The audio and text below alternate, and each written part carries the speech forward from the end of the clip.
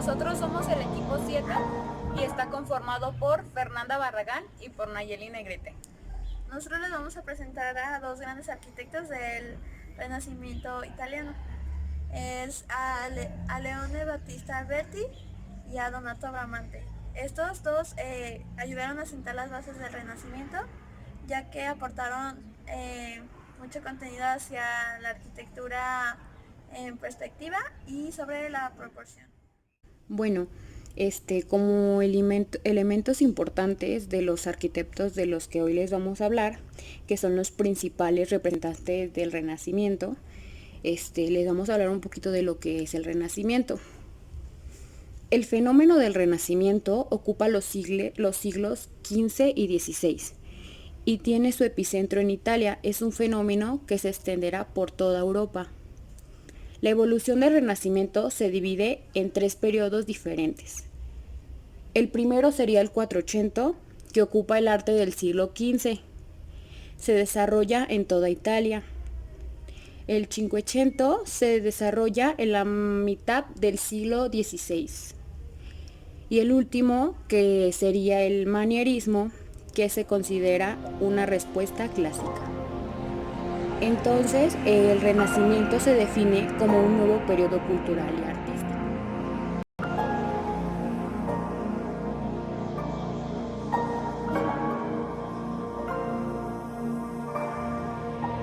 Un poquito de Leone Battista Alberti. Para comenzar hay que ponernos de nuevo en contexto. Hay que recordar que se iniciaba el 480, las ciudades europeas volvían de la vida después de la trágica crisis del siglo pasado,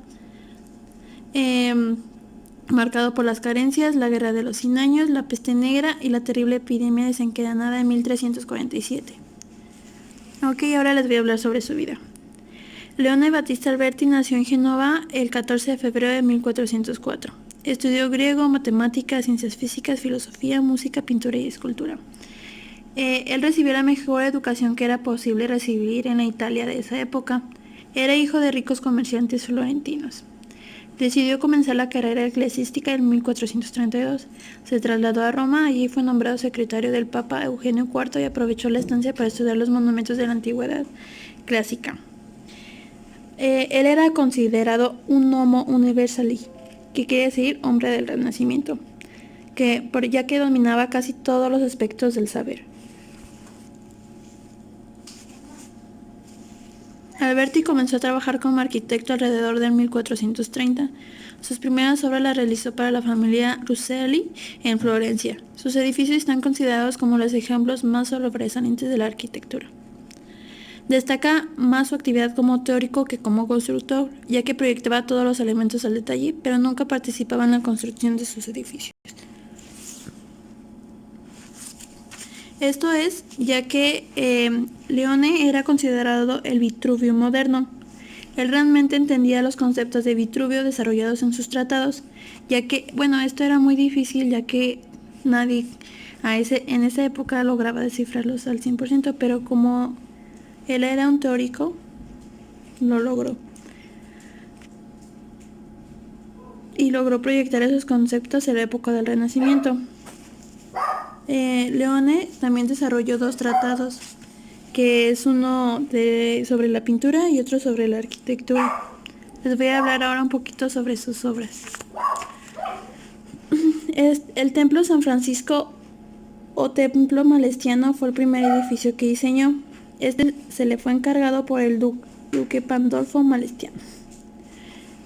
El duque le pide directamente al papa que le mande de uno de sus mejores arquitectos y el papa encarga a Leone esa reconstrucción, basándose en las proporciones, como ya les había comentado, y en los tratados de Vitruvio. Es así como termina esta obra, que esta no está concluida, ya que por cuestiones de Pandolfo nunca llegó a terminarse. Su segunda obra es el Palacio Rosselli en Florencia. María Novella en Florencia. Este fue el segundo templo que fue reconstruido por Leone, ya que igual solo necesitaba una reconstrucción de fachada. Lo que hizo Leone fue también basarse en las proporciones y en el Arco del Triunfo. Esto es porque cuando Leone visitó Roma por primera vez, se quedó muy influenciado por el Arco del Triunfo y lo utilizó en todas sus obras. Entonces básicamente esta fachada es una combinación del Arco del Triunfo y un frontón que está en la parte superior. La iglesia de San Sebastiano en Mantua. Esta imagen se tiene que advertir que no es la original, no es como la había proyectado Leone en sus obras, ya que se le eliminó la escalinata que ve en la parte inferior para poner 2 escaleras laterales y dejar un acceso desde el exterior a la cripta. Se cambió la columnata que había prevista para la fachada y se suplió para 4 pilastras y 4 relieves. La volumetría en el templo sigue siendo fiel a un cubo coronado por las cabezales. Iglesia de San Andrea en Mantua. Esta tiene como dato importante es que se inició 2 años antes de la muerte de Leone Battista Alberti y se concluyó en el siglo XVI. Esto quiere decir que pasaron 100 años después de su muerte para que se terminara. Esto es muy monumental y revolucionario. La fachada del templo están expuestas 4 columnas con una superposición de un arco del triunfo con frontón. Es un templo de nave única, cubierto por una bóveda de grandes dimensiones y una cúpula sobre el crucero.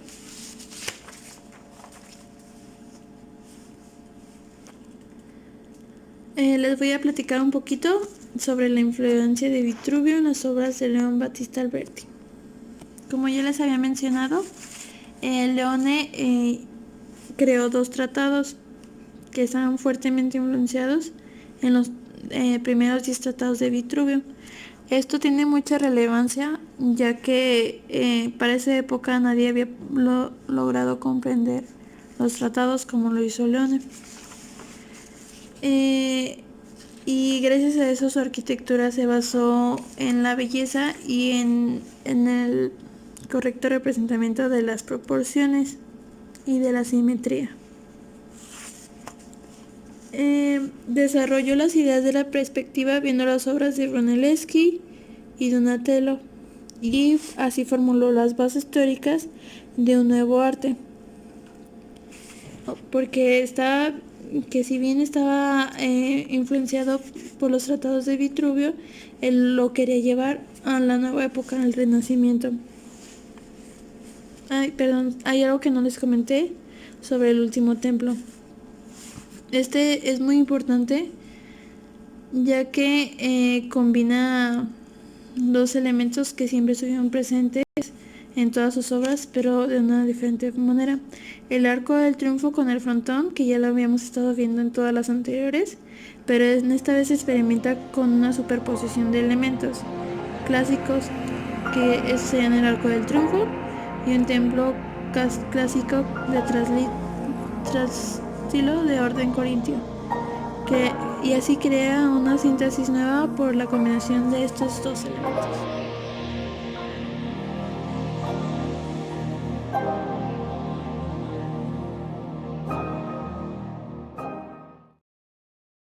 Bueno, a continuación les vamos a hablar del siguiente arquitecto, que también fue uno de los principales representantes en el Renacimiento, que es Donato Bramante. Donato Bramante nace en 1444, en la actual localidad de Fermignano, enclave cercano a Urbino, ciudad donde se habría formado en el taller del arquitecto Luciano Laurana. Donato es un arquitecto y pintor italiano. Donato Bramante fue el mayor arquitecto del Renacimiento italiano. Él aprendió el arte de la creación de espacios armoniosos y proporcionados por Filippo y León Battista, y añadió al estilo de aquellos un interés nuevo por la perspectiva, que lo llevó a crear singulares efectos de profundidad y espacios en sus obras. Arquitectura. La arquitectura de Donato está caracterizada por la severidad y el uso de planta central cubierta por cúpula. Su arquitectura ha eclipsado sus habilidades como pintor. Se puede diferenciar dos etapas principales en la producción de Bramante, correspondientes a su estancia milanesa y romana. Dentro de la primera, de las cuales destacan los proyectos de la iglesia de Santa María Presso San Satiro y la iglesia de Santa María della Grazie, que se van a mostrar a continuación.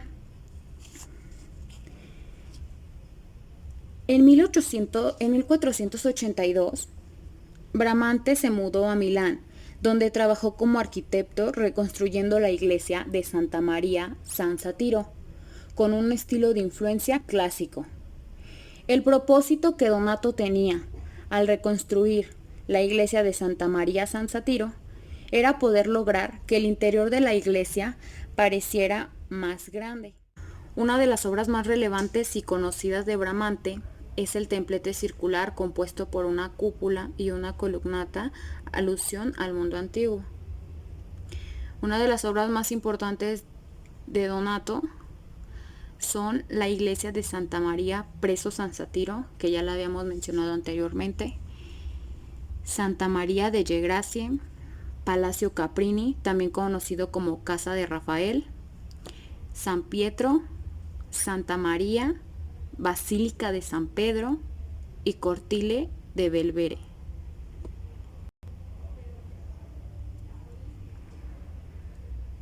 Voy a hablar un poquito de algunas de las obras anteriores.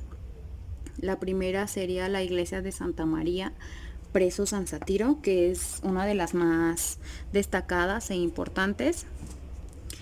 Bueno, pues en primer lugar se recubrió la arquitectura gótica de la nave central con una máscara clasicista, que en los laterales se utilizó la idea de pilar-pilastra, y también podemos observar el arco de medio punto.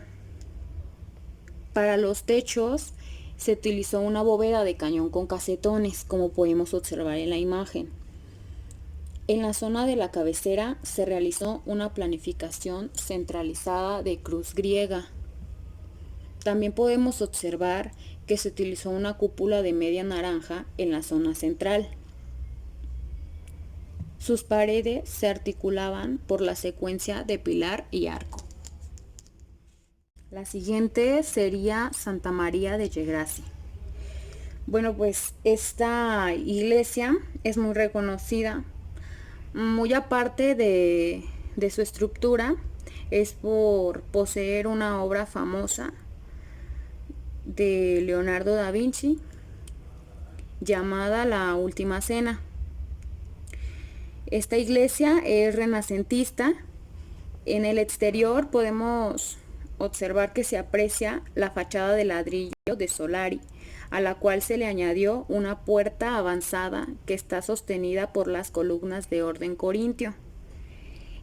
En el interior podemos observar en las naves el arte gótico, ya que se encuentra dominada por los arcos apuntados y las bóvedas de crucería.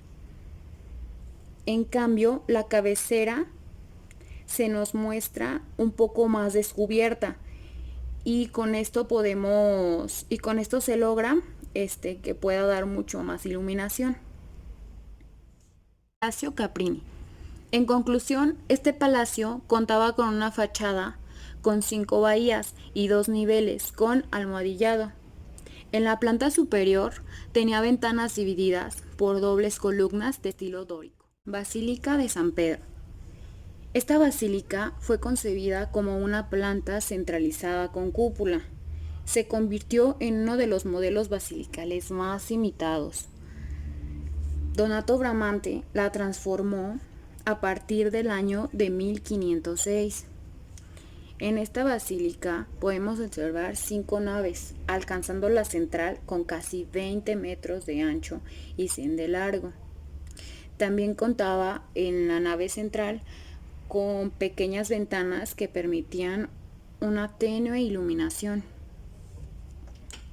La separación entre esa nave y las laterales se hacían por columnas con arquitraves, mientras que las naves laterales se separaban por arquerías. La cubierta de la iglesia era una sencilla techumbre de madera, y mientras enfrente de la Basílica de San Pedro se encuentra una columnata de Bernín que está formada por 284 columnas dóricas. En esta imagen vamos a poder observar la evolución de la Basílica de San Pedro, cómo inició y cómo fueron evolucionando sus plantas arquitectónicas. En esta siguiente imagen se ilustra la fachada de la Basílica de San Pedro, donde podemos observar el nivel inferior. Se encuentra compuesto por columnas y también podemos observar que se encuentran pilastras de orden corintio y también cuenta con un frontón triangular con un relieve de escudo del Vaticano y también con arco de medio punto. Así es como actualmente se encuentra la Basílica de San Pedro.